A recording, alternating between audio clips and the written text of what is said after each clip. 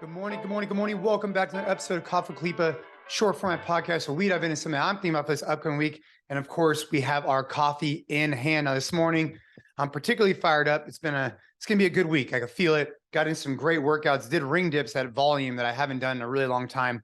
But something I want to talk about this idea today is this concept of not feeling obligated to buy a business. And I know it sounds kind of crazy to think about, like, why would you ever feel obligated to buy a business? But I just came back from Miami and I was meeting with a lot of different gym owners. And I feel like this is going to be relating to different industries, but in particular, this is going to relate to gym owners.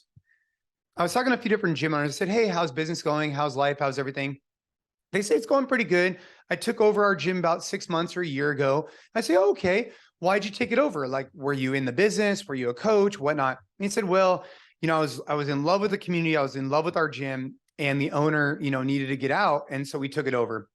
And what I've realized is that when this happens, more times than not, this thing that's something he was really passionate about, like they love CrossFit, they love fitness, all of a sudden they take over a business because they feel like they owe it to the community to keep it going. That's the reason why. And eventually, if they don't start treating it like a business, their passion, they start building resentment towards that passion because the business takes up a lot of time. Maybe they have another full-time job, and so there's conflicting interests. And so really the heart of today's Coffee with Khalipa, something that's just fresh in my mind, is don't ever feel obligated to buy a business or really to buy anything, right? You should want to buy it. You should be encouraged. Maybe, yes, you want to continue with the community live on, of course. But then if I buy a business, it's not as simple as just taking on a community. It's, hey, what does the P&L look like? How many members does it have? What is the equipment? What does the lease look like? There's so many factors that come into it. And at times, especially in CrossFit, it's hard to separate out the business needs from my, personal love for fitness, the CrossFit and community. And so I would encourage anybody listening who's in this situation, who gets presented by the owner that, hey, I'm going to be exiting. What are my options? I would just encourage you to take a step back, take a deep breath and say, hey, what is the reason for me wanting to take this on?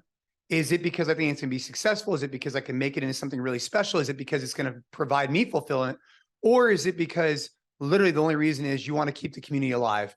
Because chances are it's going to be really difficult to keep that alive for the long term if you don't also coincide with all the business needs and all the different coaching products and all those things that are going to be required to make that business successful. So just fresh on my mind, don't feel obligated to buy the business. And if you're not in the fitness space and you're in another business, I would say the exact same thing to you. Evaluate if it's the right decision based on all the different criteria, not just the fact you want to continue that business on because you fell in love with it, but also making sure that it's good, sound business so you don't one day build resentment towards something you really love.